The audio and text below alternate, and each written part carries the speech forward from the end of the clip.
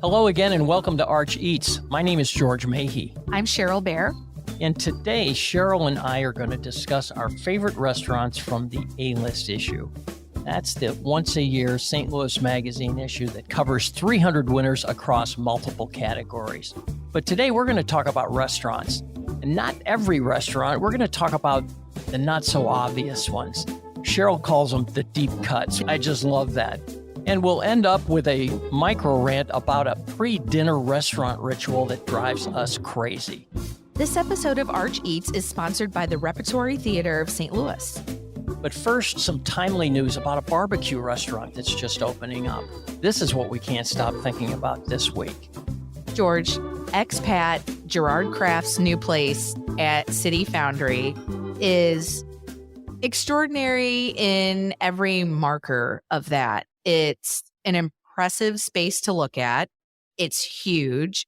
It's ambitious in the scope of what it's trying to do. This is a globally influenced barbecue place that really, when you talk to him, he's been thinking about for what, a decade? I think it's been. Yes. Yeah. And finally, we're getting to see the fruits of that thought process and all the labor that have gone into it. And it's going to be just a wonderful tour of globally inspired barbecue cultures. And by globally inspired, we should explain that. We're talking about the flavors that people, that Yes. expats might experience when traveling abroad, the spices and the nuances, not necessarily the dishes that they might experience. So you aren't going to see Chinese barbecued ribs on this menu, but you might see Chinese 5-spice on the St. Louis cut spare ribs that expat serves. Exactly. Brisket with Mexican influences on there. There's elements of Vietnamese cuisine. There's Ethiopian cuisine. You'll see Afghani cuisine. He has a deep passion for Brazilian cuisine. So you will see that on this menu. Of course, his beloved Diaz cheese bread. And what's different about this is, one, it's on 3 levels. Yes. It's 16,000 square feet, which makes it the biggest barbecue restaurant in the city and one of the biggest restaurants in the city. On the first floor, it's table service, and you're getting more of a plated barbecue experience. On that mezzanine level is an event space. And then on the upper level, there's this giant long run of space with this huge outside patio. I mean, there was a musical entertainer on the other end of it, and I could barely see her from one end to the other. It's an incredibly ambitious, as you said, undertaking. There's a total of 430 seats, which is just staggering. And again, this is at City Foundry STL. This is an anchor, if you will. It's on the east end. And I'd heard from some people that thought that barbecue was dead in St. Louis. Like, barbecue's dead. I go, nobody told Gerard Kraft about it. He just opened the biggest barbecue restaurant in town. And you know, you saw that pink elephant. Yes. That selfie elephant that they call Patty, which is very cute for expat. There's that to look forward to. And then this hasn't happened yet, but I understand there's a conveyor system that's going to take the sandwiches and bags from the first level kitchen up to the third level. So keeping with the factory theme, there's no dumb waiters here. They're going to schlep them up there on a conveyor system. So a lot of cool things to look for at expat. And let's just say this is a huge departure from the average barbecue joint. We'll be right back. Murder, Mayhem, and Marriage. Dial M for Murder is playing at the Repertory Theater of St. Louis from September 18th through October 13th. Purchase tickets at repstl.org to unravel the twisted truth. This is one thriller that will kill you to miss. And now, back to the show. We should talk about A-List a little bit. Every year, St. Louis Magazine salutes it's now up to over 300 winners in a host of categories that takes us an entire issue, which is the September issue to cover. There's editors' picks and there's readers' choice picks. So everything you read, you have to kind of take note and see if it's the editors talking about this or if it's the reader's choice. They're voted on by the readers of St. Louis Magazine. But the end result, in any case, is this just wide-angle, issue-wide snapshot of the people, places, restaurants, and so on, everybody that's playing at the top of their game in St. Louis. Yeah, this is the best of the best. You can find the full list of winners on stlmag.com. and you'll get them in every category you can imagine. You'll get them in design and culture and, the whole gamut there. But George and I are really focusing on the food, of course. And what we thought was special about this year's A-list and what we wanted to dig into is, of course, you're going to find the usual suspects on there, the obvious choices, and they're obvious for a reason. They do great work. But we thought it would be fun to kind of pull out those lesser known places that you might not know about that we felt strongly enough to include on this list. And we feel strongly enough that you should check them out too. Some are new, some are old, some you might have forgotten about. I think we just picked 5 each. Yeah. Both Reader's Choice and Editor's Choice. We've got a few from each category. Yeah. Ones that really stood out to us. And I guess I can start. And this is one that you can't necessarily go to this place in particular, but you have certainly had their wares if you have had a delicious cocktail anywhere in St. Louis. This is Good Ice. This is an artisan ice company. It was founded by 2 longtime St. Louis bartenders, Jordan Goodman and Kyle Gillespie, about 4 years ago. I think it was right there in 2020. I mean, we talk about craft cocktails. People focus on freshly squeezed juices. They focus on high quality spirits, even the glassware. But when you think about how essential of a component ice is in your beverage, to have that be an afterthought was they just didn't understand why that was the case. So they took it upon themselves to create this insanely impressive operation that services everywhere from Olive and Oak, Lucky Accomplice. They have a pizza-shaped ice cube I saw on their Instagram for Katie's. Perfect. Lazy Tiger, all of the great respectable cocktail bars. Just excellent ice. And it's not just the way it looks. This is truly like it's filtered water. They use this really crazy process where they get every impurity and air bubble out. So you're just getting this crystal. It's just crystal clear Yes. ice that's rock hard and just doesn't melt as fast as traditional ice. So your drinks, they're good to the last drop. They're not Yes. watered down at the last drop. Yes. Very important aspect of a cocktail. Yeah, they're a fun place. And they also open, I guess, kind of a companion concept. They opened a cocktail bar in the Grove called Good Company, where you can get, obviously, cocktails made with their ice. Also, just nice, kind of elevated bar food. They have a great cheeseburger. They have a green chili cheeseburger.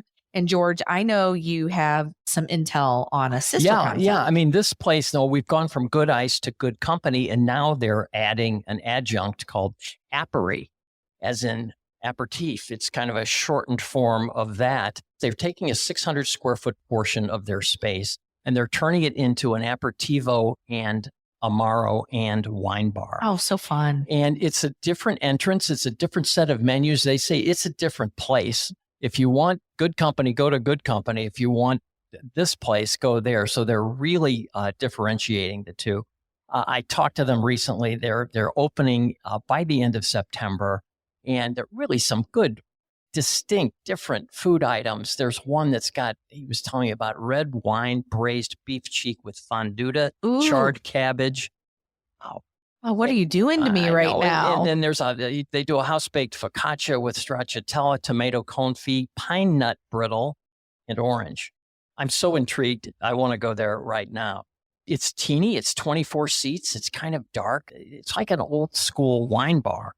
I think there's 10 seats on a sidewalk patio. They're doing about 12 wines by the glass that they're focusing on natural wine, but not the geeky kind, the natural wine that tastes like regular wine and doesn't have that funk to it, the way a lot of natural wine does. And they're featuring 40 to 50 Amari, which is insane. Wow. Served neat or with soda and a twist. They said they want to become an educational spot for people that want to learn more about Amaro. I can't wait to go to this place. Opens at the end of September. All lights, little benches, jazz records playing. I mean, come on. Sounds Are like you a there? good time. I'm there. And you can definitely expect delicious ice. In So whatever that's, drinks so you will that's get. a Good Ice, Good Company, and a Perry all under the same roof. Yes, I guess we're triple dipping here. Should be on the A-list, Yeah. and they are. Yes. I've got a spot. Speaking of the Grove, let's talk about Gramophone. This is a people's choice. This wasn't an editor's choice. It easily could have been. But under sandwiches, you forget about places like this. It's been there, I think, 16 years, but you know this place. They have a great patio out back. They do have some seating. It's pretty much known as a sandwich at all hours type of place. They serve until 1:30 at night, which is awesome. At last count, there was 40 sandwiches on Gramophone's menu. I've only made it through, I must admit, through the basics. They've got a great Cuban. I've had the Philly cheesesteak. There's the Mississippi Knights Club, which has Billy Goat Kickers chips on it, which is kind of their signature sandwich. But like I said, it'll take you, if you do one a week, it'll take you 40 weeks. And now they're doing brunch. And there was a brunch special that I had outstanding called the Popeye. Spinach scrambled eggs, white cheddar cheese, herbed goat cheese, tomatoes, arugula, and sriracha aioli. Wow. That sounds excellent. And it's just every sandwich there is great. Their half sandwiches are just giant, and a full sandwich, I think, feeds two people. Yeah, they have one of my favorite sandwiches. It's a riff on that classic St. Louis sandwich, the Gerber, which is basically ham and cheese on garlic bread. Mm-hmm. Oh my gosh, it's so simple. They used to have it at Old School Ruma's Deli, if that rings a bell for anybody. You can find that Gerber adjacent sandwich. You got to go for it. The Gramophone. And again, it doesn't say it's a sandwich place. It could be a vinyl records place. That's why a lot of people, I think, well, it used to be a music venue. I think it was. It so. And it's a no-frills atmosphere that has excellent sandwiches, and everybody should go there. Well-deserved spot on the A-list. Another well-deserved spot is Tiny Chef in the Bevo Mill neighborhood inside the Silver Ballroom Pinball Bar. This, to me, is one of the most exciting little spots in St. Louis. And you're just blown away by how flavorful the food can be. And this one definitely hits at that. It's owned by Melanie Hygen Meyer. She was a St. Louis cook for a while, had been in and out of kitchens around town. She was actually named Tiny Chef by Ben Welch, another local culinarian. Yes. If that rings a bell to anybody. Fun little fact there. But, Melanie is a Korean American adoptee. She never connected with her Korean heritage growing up and really saw this restaurant as a way to start exploring that part of herself. She does excellent bibimbap. She does great Korean style tacos. She sometimes runs this special called Korean carbo noodles, which think like Korean spicy flavors mixed with fettuccine Alfredo. Like, it's so wonderful. She does this Korean crab boil. It's a very special order kind of thing, but where you take this setup home and make this magnificent crab boil at home. But I think what's really fun is over the course of her being open, she actually found her birth mother in South Korea, traveled there to visit her, has now developed this beautiful, rich relationship, found out that her mother also likes to cook, and her food has now been inspired by this kind of growing relationship, which is just the most beautiful, heartwarming, full circle thing. So you're eating the food there, but and you're inside a pinball so much bar. more. It's Yes. so an interesting story all the way around. Yes. Just a place you can't forget about. How's her pinball game? Do we have any idea? I don't know. That's a good question, though. Mine's pretty good. I'll go ahead Mine and say too. that. There's something else I didn't know maybe about we'll have it. to do a on location. Yeah. I have another fun spot that is down in South City. This is on South Grand. Terror Tacos was one from the A-list that really stood out to me as, I love Terror Tacos. It's a people's choice. It is a people's choice. And that's why I feel like we got it right, people. Thank you, St. Louis. These two brothers, they've been vegan since the late 90s, and they always laugh because when you hear vegan, you think yoga and hippie and granola and crunchy and all of that. You get in trouble. And I know. Well, they will tell you this. This is their story. And they felt very disconnected from that experience. They actually got into veganism in the late 90s hardcore scene as kind of this political, like subversive political statement back then when it wasn't, as mainstream as it is now. And they wanted to open a vegan restaurant that would appeal to that subculture and, just kind of who they felt like they were as, people who do not eat meat or animal products. And so the result is this, hardcore metal horror themed restaurant that has food, I would say, that matches that in the sense that this is powerful, in your face cuisine that is rich, satisfying, indulgent, feels a little like naughty when you're eating it, like dripping quesadilla tacos, monstrous burritos, quesadillas, overstuffed nachos, just over the top and excellent. I highly recommend it. I am an omnivore. I will eat anything. And this is one of my favorite kind of that Tex-Mex style places in town. There's a lot of fool you items there. Yes. Fool the carnivore items. Exactly. Which is great, I think, because I like to be fooled. Yes, exactly. And frequently am. One of my fun places is down, not too far from that neighborhood. It's a breakfast joint with a perfect breakfast name called Hatched. Yes. Oh my gosh. With a small H. It's so good. And the owner, he worked at the Shack, and he's from the Shack School of Having Fun, naming his breakfast items. There's all kinds of whimsically named items on there. Sweet dreams are made of cheese. I now pronounce you can't not laugh. I know it's perfect. I now pronounce you chicken and waffle. I mean, stuff like that. It just puts you in a good mood. You can have all these great breakfast items, and they've also got that it's 5 o'clock somewhere vibe with the cocktails. You can have cocktails and beers in the morning if you want to. The only downside about it, there's long waits and limited parking, but I suggest for the limited parking to go there early. You won't have a problem. And for the long wait, you can join the wait list online. Yeah, because that wait list, don't get intimidated. It can be an hour to an hour and a half. But if you jump on the wait list, when you first get up. Oh, I'll do that all the time. By the time you're ready to go, your table's getting close to ready. So this is Hatched in South City. Great breakfast experience with a lot of fun menu items to read. Yeah, Old Quincy Street Bistro. So they've really kept that exposed brick, warm, South City, tavern kind of feel to the space. It's where you want to cozy up for breakfast. There's another place, speaking of breakfast, it's a fairly new brick and mortar, I should say. It's called Damn Fine Hand Pies. And we didn't just mention that so we could say damn fine on this podcast, but we can. Like we need an excuse. You're right. This is a farmer's market fave that's been in the Tower Grove Farmer's Market for a couple years. Extremely successful, always a long line. And now they have a brick and mortar in the Shaw neighborhood. And again, hand pies is their claim to fame. There's both sweet and savories. There's got a cannoli pie. They've got one with Philly cheesesteak that's awesome. They've got one with everything bagel seasoning and a bunch of cream cheese in it.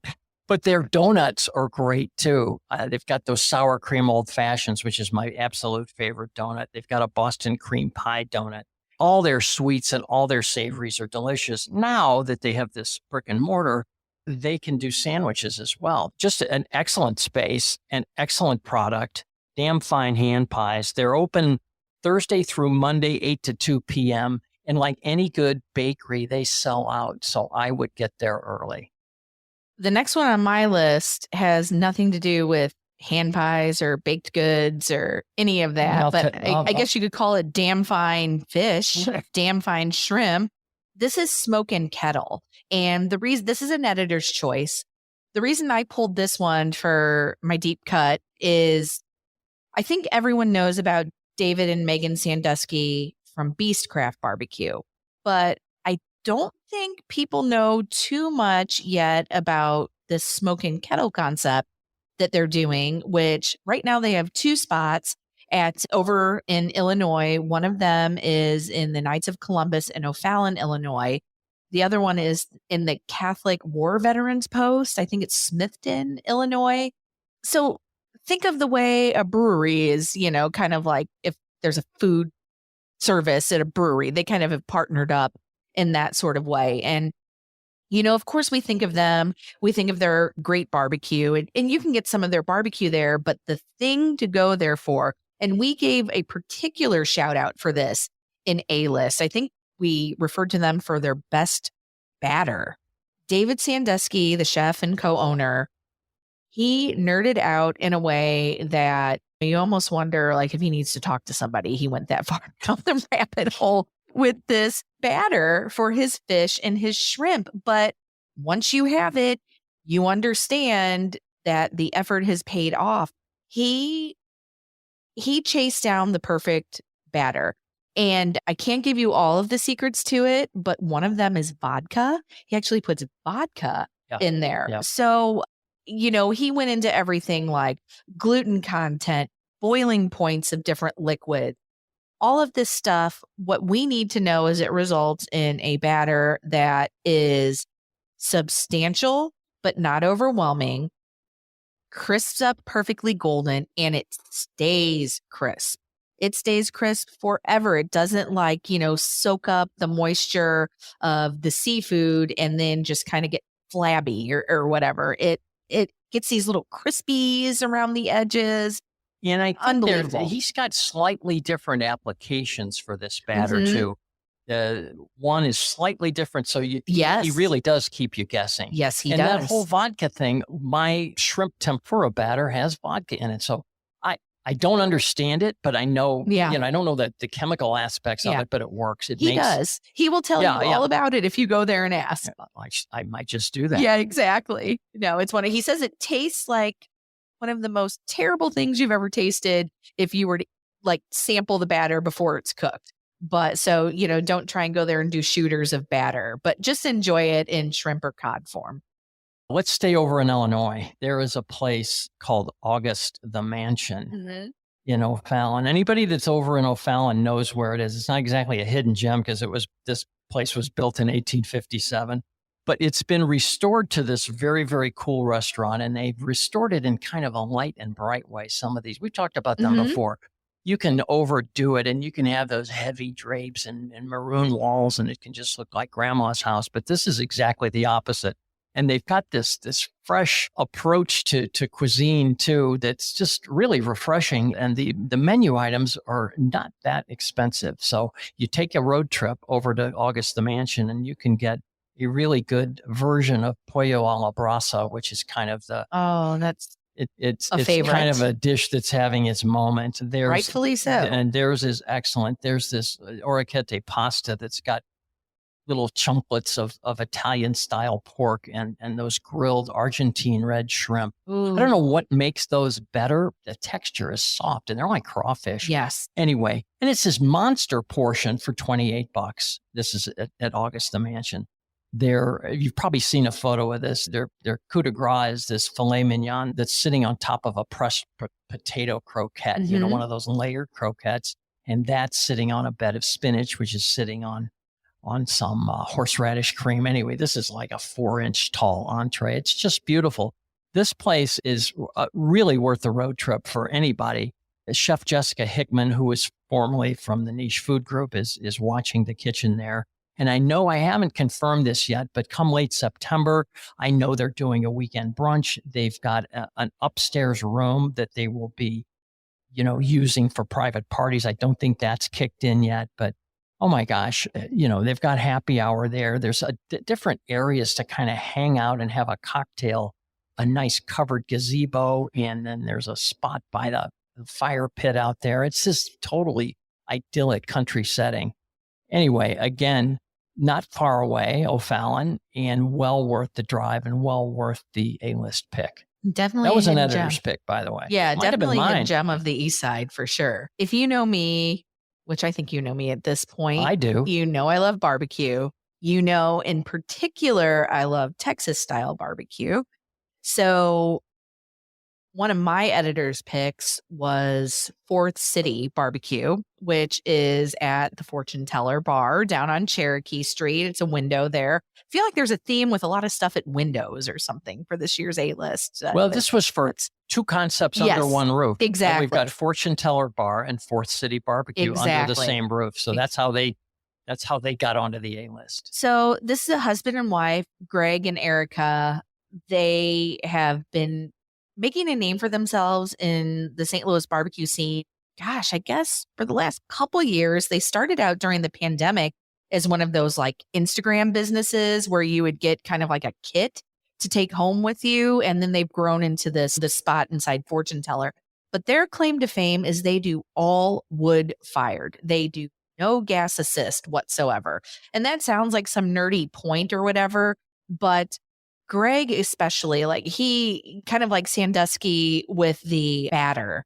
He has gone down the rabbit hole with barbecue and has really found that you just get such a pure, delicious, nuanced flavor when you use all wood smoke. Concentrated. Yes, exactly. They do these dino ribs.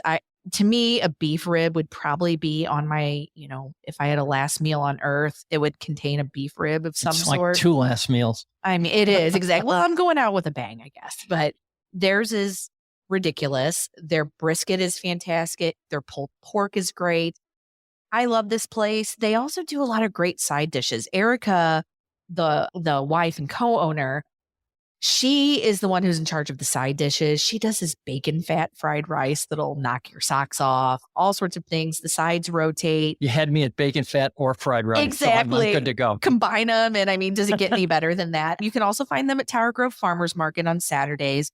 They do brisket breakfast sandwiches. They do the bacon fried rice there. So one of my favorites. And they are really making some waves. Texas Monthly, which is, a revered publication for barbecue, recently gave them a shout out. And that's really almost the quintessential barbecue publication in the country. Texas Monthly is the only magazine with a barbecue editor, the first and only with a barbecue editor, which is just insane. As it should be. When those folks talk, you should listen. Another category in the A-list is, again, this has been going on for some time. It's called the A-List Dream Team. It's the Dining Dream Team. And every year we pick 5 culinarians that are just totally at the top of their game, just nailing it. They could be chefs or owners or bartenders or hosts or bus guys and anything.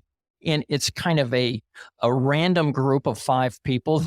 Some of them don't even know each other, but it's really fun for us to pick. Cheryl and I picked them this year. And the best part about it is when their photographs are taken, our photographer doesn't tell them what it's for. It just says it's for an upcoming edition. So when they appear on the Dream Team, it's news to them, and we get to present them with these issues that shows that they're on the Dream Team anyway. It's just fun for us to see the big smile on their face when they know they've made the team. It's fun. It's my favorite part of A-List, to be honest with you. There's a total surprise element, and they really are honored. They go, wow, look at all these other folks here. Anyway, it's really fun. One of my choices was Ty Davis, and we've written about him before. A lot of St. Louisans know about him. He's just like one of the most multi-talented guys in town. He's not just a chef, but he's an artist. He's a photographer. He's a model. He's a musician. He plays the cello in a local quartet. Ty is just a really positive guy. A true Renaissance person. He is, and he's so much fun to be around. And he's recently launched a concept called Lineage, which is a series of pop-up dinners it's basically a fine dining, affordable interpretation of soul food. And he said, nobody's doing soul food that's, in an elevated way. Ty Davis is. I think the listeners will be able to attend the next Lineage dinner, which is at the Smith at the Moto Museum on October 20th. They're seating for 50 guests. And I'm telling you, just what Ty does and how he plates it up, it's amazing stuff. And he is setting the groundwork for a brick and mortar in 2025. And he told me very recently that he's started, that things are in motion, and this is going to happen. So more from Ty Davis later, but in the meantime, he's a proud member of the Dream Team. And as far as I'm concerned, he could be the captain of that team. Exactly. He is such an artist. I can't say enough positive things about him. There's another person, my pick for Dream Team this year, and I chose him for the category of restaurateur, is Ono Ikenone of Levels Nigerian Restaurant downtown. It's on 14th in Washington. I've probably talked about Levels several times on this.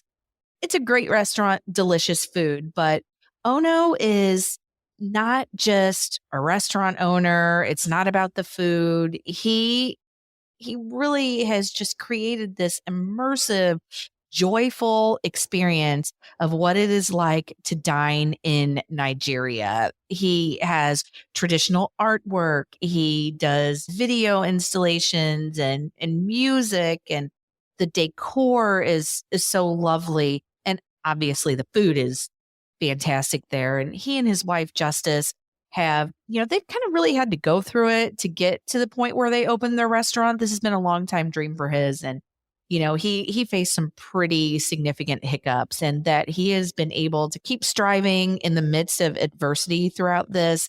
I think it's a testament to his character and his commitment to his vision for this restaurant, which I think is one of the most essential restaurants in town right now. And it's unique. There's nobody else doing that kind of cuisine.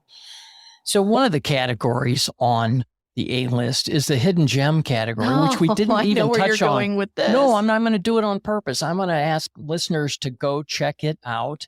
And just because some of the hidden gems aren't hidden at all, but that's what the people voted. So that's the way it is. Hiding in plain sight? Totally hiding in plain sight. Not hiding at all. No. And anyway, these are part of the A-list issue, which is part of the big September issue. It took us the entire issue to cover it. They'll be on newsstands till the end of September, and you won't see it again till next September. But it's one of those coffee table books that you can keep that around and do some circling and checking off. And it's just very interesting, I think, to see some of these places that you know about and a lot that you don't know about. We'll be right back. Are you craving delicious, locally crafted food for your next event? Entertaining Now by Butler's Pantry offers ready-made, beautifully presented drop-off catering that is loved by the St. Louis community. Enjoy the best of the season from their fall and winter menus, with holiday options coming soon. With Butler's Pantry, you can impress your guests, support local, and treat yourself to stress-free hosting. Order today at butlerspantry.com/entertaining-now. And now, back to the show. All the places that we mentioned today, Cheryl, every one of them, all the restaurants that we mentioned, I don't think that any one of them fall into the trap of today's micro rant, and that is having too many specials. We could say too damn many specials, but then we'd be going back to that other damn fine hand. I think we've reached our maximum. Yeah, we've too many dams. So, I mean, for me, this whole nightly specials thing, and I think I'm not alone here, is just flat uncomfortable when the server's forced to memorize or else they're reading from some crumpled Mostly reading, yes. A little crumpled sheet of paper. There's, 8 to 10 specials, and you don't know whether it's 3 or 10 when you start. But then all of a sudden they go on and we start to squirm, and then we fidget, and then we nod and we rearrange the flatware, and we have some wine, and we look at our watch, and we hope that we're going to be home by midnight, and we pray that it all ends soon. Are you with me on these? I have definite opinions on this. And I just remember so many times drumming my, like this, like, come on, get on with it. And a lot of the time I've made my mind up already. I want this from the menu. And then the guy comes along and about special number 9, I go, man, that does sound pretty good. So anyway, there is some merit in specials, but what's the number, do you think? I don't know. I would say maybe an app and 2 entrees. I would say I'm pretty maxed out at that. And then if there is a dessert special, they can tell me when dessert time comes. I think we simpleton diners like me can only remember 3 or 4. Yeah, and I would I'm agree. not going to ask him to mention the sauce on that 7th special that he just rattled off. Yeah, I don't need to get into the weeds with every last garnish and accoutrement in detail. No, I say give him 3 or 4 specials. Mac. And then let him move on to the next table. He's probably wondering where the heck he is because he's been rattling off too many specials. That's today's micro rant. That's today's episode. Thanks for joining us. Be sure to follow us and share with your friends. We always provide links in the show notes for everything you heard about today. And don't forget to hit that subscribe button and follow along on Instagram at St. Louis Mag. And feel free to give us a follow personally at George Mahey and Cheryl A. Bear. If you loved what you heard, show us some love by rating and reviewing us on Apple Podcasts. And if you're hungry for even more content, you can subscribe to our dining newsletters for the freshest coverage on the local restaurant and culinary scene. That's it for this week. Best dishes, and see you next time.